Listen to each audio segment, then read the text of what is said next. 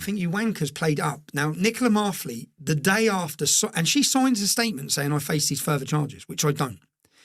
She leaves the prison the day after the second closure of my case. So we had an appeal and we had a judicial review, and they used the information. She made a statement in the judicial review in the first court case, which was just full of bloody lies. The whole thing's lies. I can prove them lies. I always bring receipts. I will bring receipts on this, yeah? I can prove it as lies. I don't face the charges she says I faced, but she signs a statement saying I did. Now, they used that statement to then close down my appeal as well. So they used that to shut down the appeal. The day after my court case for the appeal, she doubles her wage and is now in a high-ranking job in the IPCC. She leaves as prison governor. So I'm not, as a conspiracy theorist, and the minute she left, after that, I'd been in 5.5 months, and for the last 6 weeks, I didn't have one problem. Not one problem with my phone calls. They let every visitor come. Visitors that were banned were then allowed to attend the jail. Visitors were banned.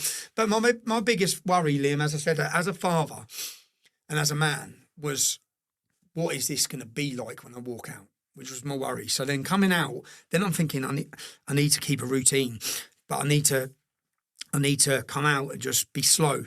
That was the intention. Yeah, that was the honest intention. You don't know slow, mate. No, but I get told I'm getting released. Maybe on the Wednesday, was it?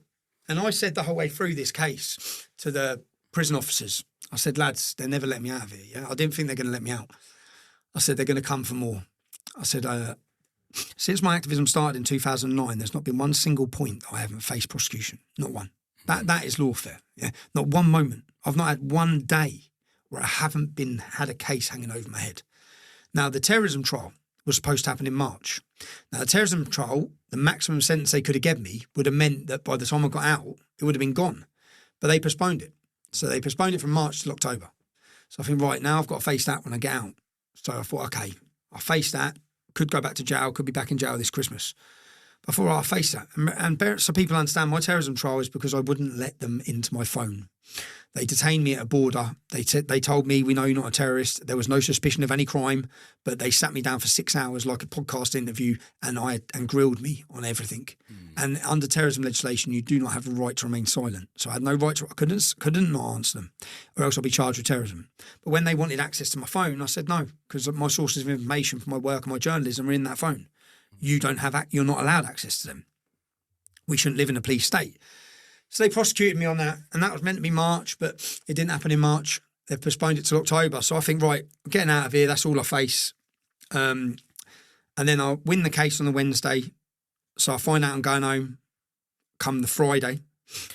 On the Thursday, I'm sitting in this, because they used to take me. And they take me out of my cell. I might as well have been in the bloody cell. Take me out of my cell, and then they take me to a larger unit room that's got nothing in it and sit me there for 2 hours each morning. Yeah, so I'll sit there, right?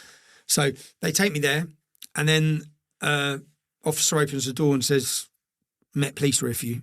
I said, all right, what for?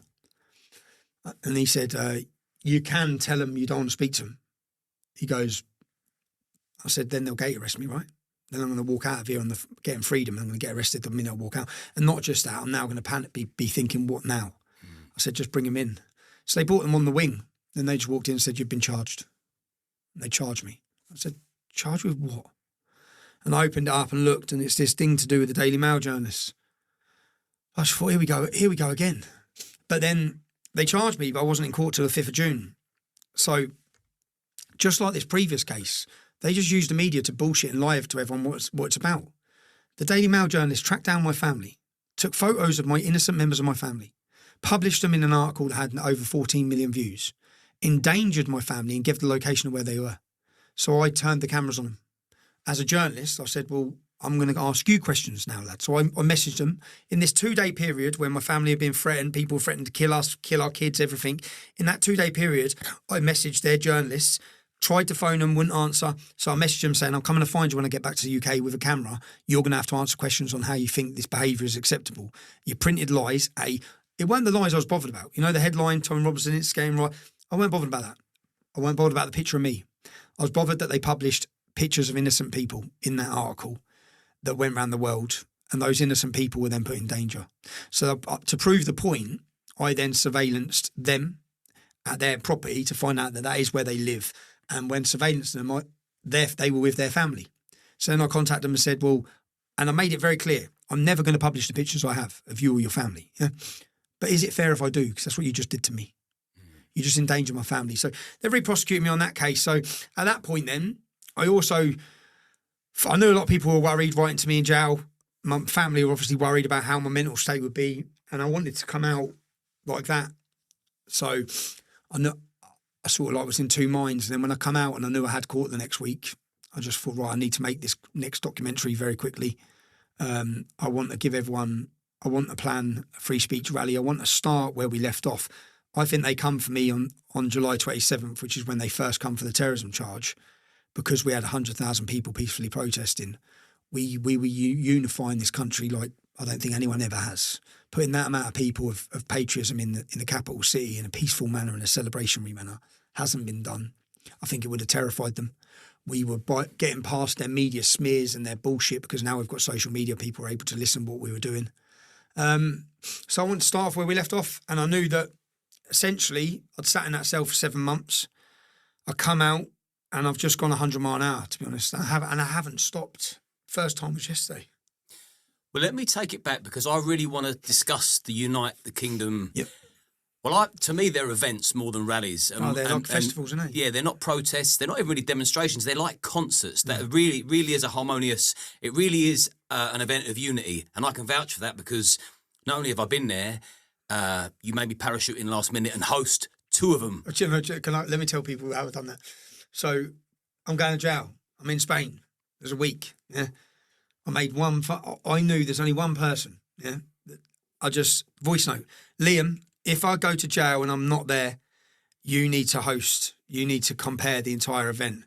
And then literally, okay, brother, that was it. that was it. That was it. I didn't speak to Liam again. That was it. I'm in jail. I just knew, throw him in the deep end. Liam will float. So and all the messages I got back, and I just knew you would anyway. So I didn't even have. Do you know how much of a relief that was for me? Because we've got this big event, and I know everything's planned. So I just it was one phone call, and then threw Liam in. How was it for you? Pressure. Yeah, I bet. It was massive, massive pressure. They're not, and that weren't me trying to tee you up. No, I know.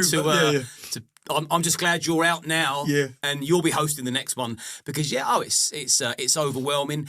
Everybody wants to have a little chat with you and a piece of you, and it's like, wow, I've got 30 people I need to introduce. I need to fill the crowd, and also I'm security brain,